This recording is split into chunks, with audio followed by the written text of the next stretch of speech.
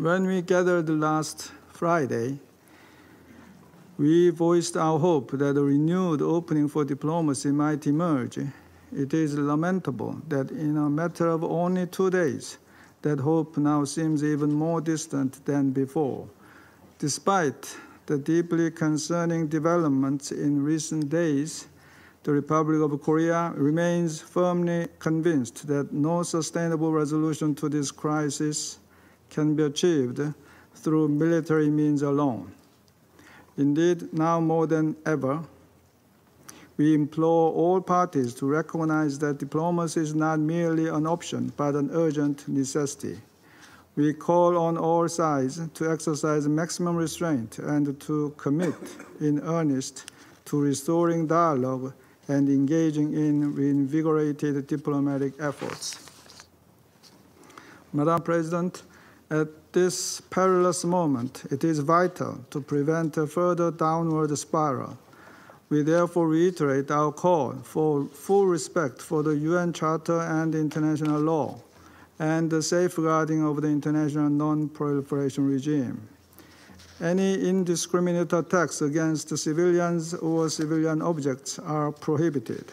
This is an absolute principle that must be upheld, especially as the situation grows ever more volatile. The Republic of Korea highly appreciates the IAEA for its unwavering efforts to ensure nuclear safety and security under these extremely challenging circumstances.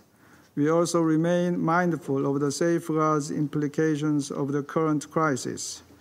All parties need to return to the table so both military actions and nuclear safeguards concerns can come to an end.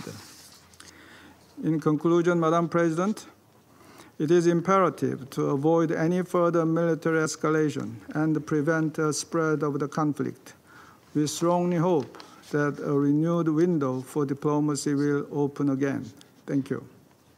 I thank the representative of the Republic of Korea for his statement, and I give the floor to the representative of Sierra Leone. Thank you, Madam President.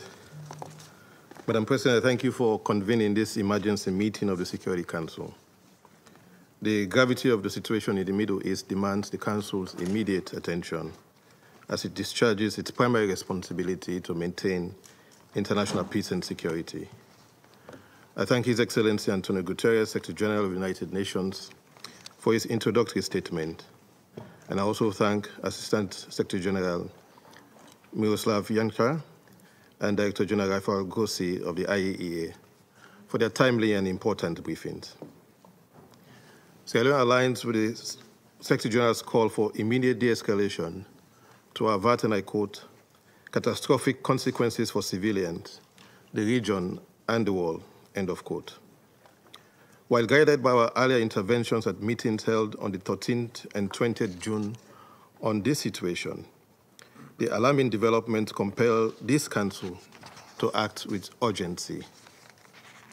We are concerned to note that less than 24 hours ago, the United States of America struck nuclear facilities at Fordo, Natanz, and Isfahan in the Islamic Republic of Iran. Earlier that day, the State of Israel launched further strikes on the Isfahan complex. Iran also responded with missile launches at Israel. We take note of Director General Grossi's briefing on the off-site radiation in the nuclear facilities hit by the strikes. The event, however, heightened the risk of radiological disaster and increased civilian suffering. Sierra Leone is deeply concerned by these military strikes, particularly as they target nuclear installations and densely populated areas in Iran and Israel. Even as we recognize the complexities of the regional security environment, these developments call for renewed commitment to the principles of the UN Charter and international law. The use of force is among the most serious matters before this Council.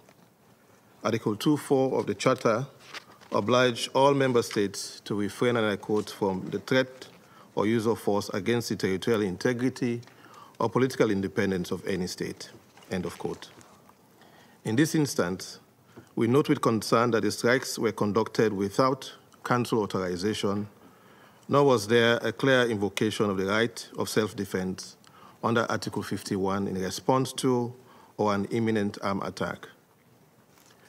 As we approach the 80th anniversary of the Charter, born of a collective resolve to, and I quote, save succeeding generations from the scourge of war, end of quote, we are witnessing actions that undermine its promise. These attacks starkly contrast the spirit of collective security envisioned in San Francisco.